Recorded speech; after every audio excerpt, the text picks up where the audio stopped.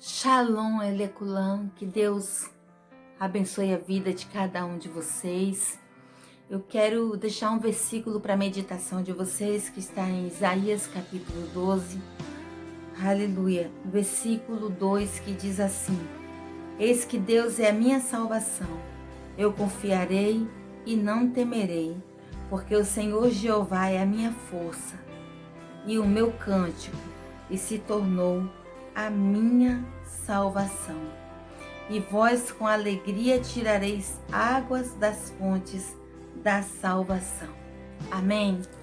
Eu quero contar para vocês uma história que aconteceu há alguns anos atrás, quando nós, com pouco tempo que nós estávamos aqui, pouco tempo de ministério, foi algo que me marcou profundamente. E algo que nós temos visto acontecer aí, né, repetidamente, né? Eu trabalho com libertação, com cura interior. A gente tem esse ministério, eu particularmente trabalho com isso desde que eu tinha 13 anos de idade, com libertação de vidas e com cura interior. E a gente mexe muito com as emoções, com os sentimentos. Eu estava conversando com um doutor, um psiquiatra, e ele falou da dificuldade que é esse trabalho pastoral, né? Ele falou, eu estou aqui, eu faço o meu serviço, eu cuido das emoções das pessoas, eu lido com isso, ele falou, com a mente, que é muito complexa, é muito complicado, mas quando eu termino o meu expediente, eu vou para casa e eu não tenho vínculo, eu descanso. E ele falou, o seu trabalho não, ele falando para mim, o trabalho de um pastor é diferente, porque um pastor, ele, além de carregar as cargas dele mesmo, né, das suas próprias emoções, dos seus próprios sentimentos, ele tem que carregar as cargas de todo mundo, e ele tem que estar sempre disponível, porque o verdadeiro pastor, ele tem que estar sempre disponível, 24 horas por dia. Seu telefone vai tocar de madrugada, vai tocar de manhã, vai tocar na hora que você está no almoço, na hora que você está com lazer, no lazer com sua família. E nós somos chamados para isso. E precisamos entender que essa é uma chamada específica. E diante de várias histórias que ocorreram na minha jornada ministerial, houve uma situação que aconteceu. Eu estava cuidando de um jovem, esse jovem chegou na igreja, né? Ele aceitou Jesus, né? Entregou-se para o Senhor Jesus, bem no comecinho do ministério. E ele se apegou muito a nós, ele ia para a igreja e participava, mas sempre ficava um bloqueio, havia algo, e Deus me mostrava que tinha algo no coração daquele jovem, que ele não se abria, ele não revelava, mas tinha algo. E sem contar os problemas familiares, pais separados, toda aquela situação, além de algo que ele guardava dentro do interior dele, lá no profundo da alma dele, que machucava. Eu via tristeza, às vezes ele estava lá, participava conosco, a gente sempre fazendo evento com jovens e estudos bíblicos e ensaiando para cantar, para louvar, peças, atividades, e ele às vezes participava, mas às vezes ele se sentia bloqueado, como se ele não pudesse estar ali, como se ele não fosse digno de estar ali. E um dia eu marquei para estar conversando com aquele jovem e falei para ele do que eu sentia, que eu via que havia algo na alma dele, que ele precisava colocar isso para fora. Essa é uma história um pouquinho, teve um desfecho um pouco triste para nós, né? Mas Deus sabe de todas as coisas. Então eu marquei um dia para estar conversando com aquele jovem, e a gente acompanhava tudo e sempre eu trabalhei com essa questão de cura interior. Eu cuidava daquele jovem, né? Conversava sempre com ele e vendo uma maneira de deixá-lo à vontade, orando muito por ele, sentava sempre orando por ele. E quando ele precisava, ele morava perto da minha casa, ele batia na porta, às vezes ele chegava, ele só entrava, sentava no sofá.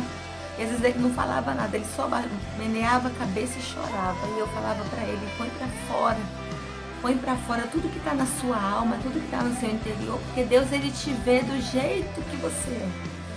E Deus, ele vê tudo que você fez, mas Deus, ele não é um Deus acusador. Deus, ele não te aponta o dedo. Deus, ele te ama, ele quer te abraçar.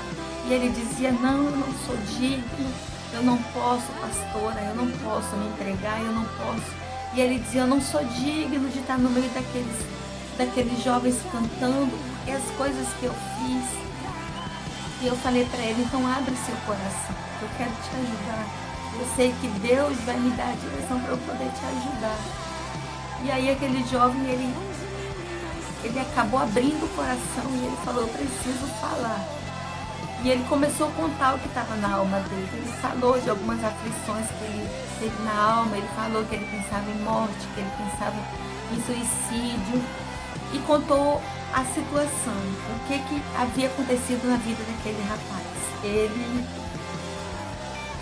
se envolveu em uma briga, numa luta corporal com um outro jovem. E no meio dessa luta corporal ele tinha um defeito assim, né? Ele não contava muito, ele não falava muito sobre esse problema que ele tinha, que ele andava meio encurvado, assim, a pele meio repuxada, tinha cicatrizes, eu já havia percebido. E ele falou que houve essa briga, né? Essa luta. E ele, então, essa pessoa, esse outro rapaz, estava armado com um facão e desferiu um golpe nele. Ele sim começou com uma brincadeira e virou a briga. E ali, no meio daquela confusão toda, ele conseguiu desarmar a pessoa que estava com aquela ferramenta, com aquela arma, com o facão. E ele conseguiu se salvar e tirar a vida do rapaz. E aquele rapaz era o melhor amigo dele. E ele não conseguia se perdoar. Claro, ele foi inocentado, foi legítima defesa, todo aquele processo, aquela burocracia. Isso já havia acontecido há alguns anos, ele ficou com aquela sequela dessa briga, essa marca. Mas ele não conseguia se liberar, ele não conseguia abrir o coração. E ele dizia, eu tirei a vida de uma pessoa. Ele dizia, como que pode? Como que eu fui capaz de fazer isso? E ele dizia, pastora, não tem jeito para mim. Eu tirei a vida de uma pessoa.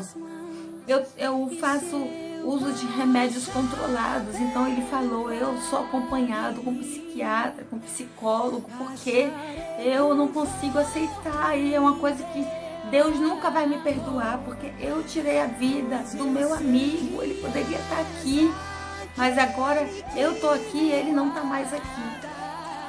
E aquilo trazia muito sofrimento para ele. Queridos, Deus foi me dando direção, Deus foi me dando sabedoria.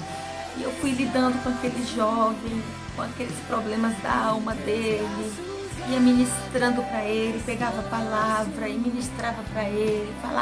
Falava do perdão de Deus, que Deus perdoa. A palavra foi entrando na alma daquele rapaz.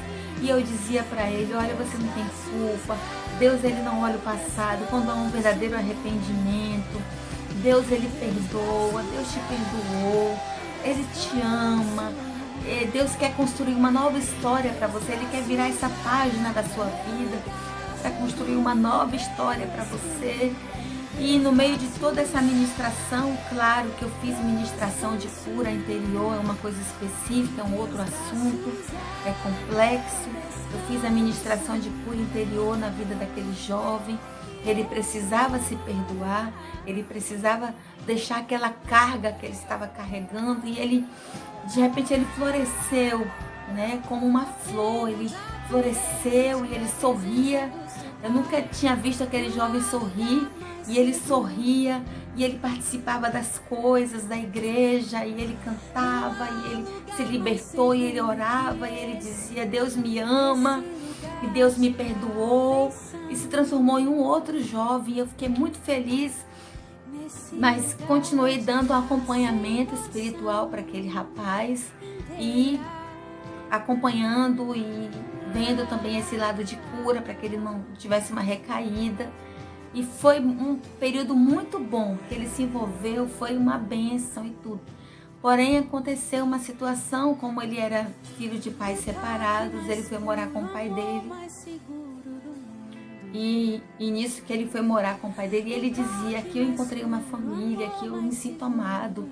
eu me sinto protegido, guardado aqui eu sinto que as pessoas não vão me acusar pelo que eu fiz. E era diferente, né? Ele começou a agir diferente, mas estava no processo e eu estava acompanhando ele de perto nesse processo.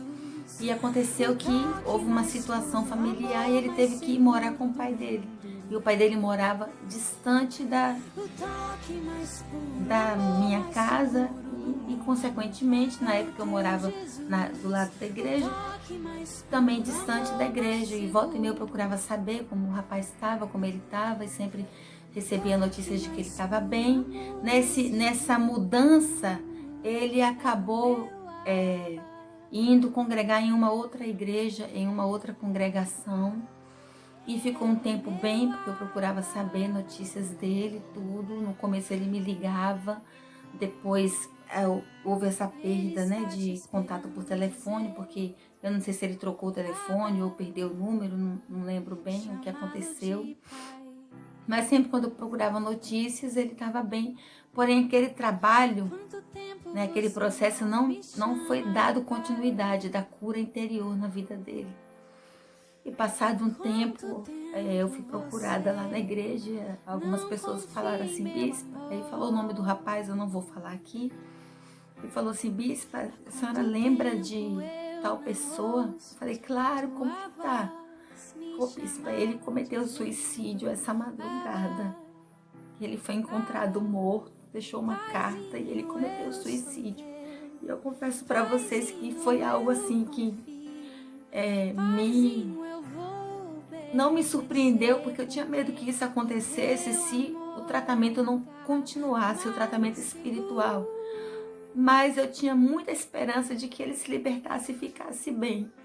E foi quando eu recebi a informação de que aquele jovem tinha dado cabo da própria vida, porque ele não aguentou carregar aquele peso. E eu imagino que tudo aquilo voltou. Quando me perguntaram, quando me falaram como ele estava, me disseram que ele estava cantando no grupo de jovens da igreja, tudo. E quando eu perguntei se o processo estava sendo realizado nessa igreja, disseram que não, que ele nunca tinha contado para ninguém nessa igreja o que tinha acontecido com ele. Então eu penso que talvez se ele tivesse pedido ajuda ao pastor, ou talvez até se ele tivesse me procurado nesse momento de angústia, quando tudo voltou dentro da alma dele, eu pensei em várias coisas. A gente poderia ter ajudado, ter evitado a morte daquele menino, que era um bom menino, ele era um bom filho, ele na igreja era uma excelente ovelha, não dava trabalho, ele só tinha esses temores dentro dele. E acabou que ele tirou a sua própria vida. Fiquei triste, eu não vou negar, fiquei muito triste, fiquei abalada de saber que aquele jovem que tinha um futuro promissor, era um menino muito inteligente, tinha planos de fazer faculdade, todos aqueles planos que ele tinha sepultado ressurgiram quando nós estávamos fazendo tratamento com ele. E ele falava em estudar e falava de pregar a palavra, e de repente, né, num momento de desespero, ele tirou a sua própria vida. Eu quero, com essa palavra aqui, dizer que o Senhor é a nossa salvação. Eu queria ter tido a oportunidade de falar para ele mais uma vez, de poder dizer para ele mais uma vez, olha, você vai conseguir. Eu queria ter tido a oportunidade de estender as mãos mais uma vez para aquele jovem e dizer para ele, olha, você vai sair do fundo do poço, a morte não é a solução, porque Jesus veio para te dar vida e te dar vida em abundância. E eu quero falar com você que está me ouvindo nesse momento, que de repente não é a mesma situação desse menino, mas você está cansado da vida, você acha que não tem mais jeito a sua vida, que não tem mais esperança. Você acha que o único jeito para você mesmo é a morte. Você acha que a única saída para você mesmo é morrer, porque você não tem mais sentido, você não tem força para levantar pela manhã, você não tem força para viver, não tem alegria. Os dias são cinzentos para você. Eu quero dizer para você que todas as nossas fontes estão no Senhor. e que Ele é a minha salvação. O salmista declarou: Deus é a minha salvação. O profeta declarou: Ele é a minha salvação. Eu quero dizer para você que você tem para onde correr. Correr para os braços do Pai, pedir ajuda e dizer aqui mesmo: se você precisar da minha ajuda, você pode mandar uma mensagem pelo direct, você pode deixar o seu WhatsApp aqui nos comentários do YouTube. Eu vou entrar em contato com você. Já fiz isso com várias pessoas, porque Ele é a nossa salvação. Não tente lutar sozinho e achar e se desesperançar e achar que está tudo perdido, que não tem mais jeito, porque tem jeito. Eu quero dizer para você que tem jeito. Eu queria ter tido a oportunidade de falar para aquele rapaz mais uma vez, de segurar as mãos dele mais uma vez e dizer: vamos orar, porque o Senhor vai te fortalecer e você vai conseguir vencer esse mal. Mas infelizmente eu não tive essa oportunidade, mas eu quero segurar sua mão em nome de Jesus. Eu quero segurar sua mão e dizer para você: não desista, não pare. A morte não é o fim. Jesus, Ele muda a tua vida, a tua história. Ele tem poder para fazer tudo novo na sua vida. Não importa o que tenha acontecido, o que você tenha feito ou o que fizeram com você. Deus, Ele apaga, Ele cura de fato, Ele cura a nossa alma. Ele cura o nosso interior, Ele nos restaura totalmente. E Ele tem poder para restaurar a sua vida. Deus fala forte no meu coração, alguém que está pensando em desistir, que já não aguenta mais, que quer entregar os pontos, que quer dar cabo da sua própria vida. Eu quero dizer para você: sua vida é importante e você é especial para Deus. Não desista.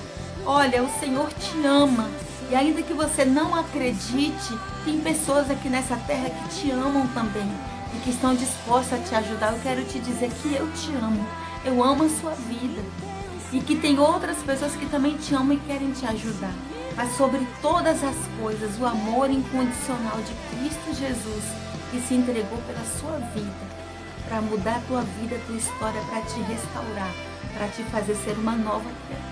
Ele te ama. Não desista. Levanta. Você vai conseguir. Eu quero dizer para você que você vai conseguir. Assim como aquele jovem durante um tempo conseguiu, infelizmente foi para longe de nós, eu tenho certeza que você vai conseguir. Porque muitos outros conseguiram, muitos outros que eu acompanhei, muitos outros que eu ministrei cura, hoje estão firmes, buscando a presença do Senhor. Eu sou um exemplo disso também. Nunca tentei suicídio, mas eu era uma criança que só pensava em morrer. E o Senhor restaurou a minha vida e hoje eu sei o que é a verdadeira vida. É Jesus. Eu sou o caminho, a verdade e a vida, Ele disse. Ele é o caminho, a verdade e a vida para você. Entregue-se a Ele. Não desista. Não faça como esse jovem. Há ainda a oportunidade para você. A chance para você. E Deus tem um futuro de vitória. Um futuro de alegria e de vida para você. Deus te abençoe. Em nome de Jesus.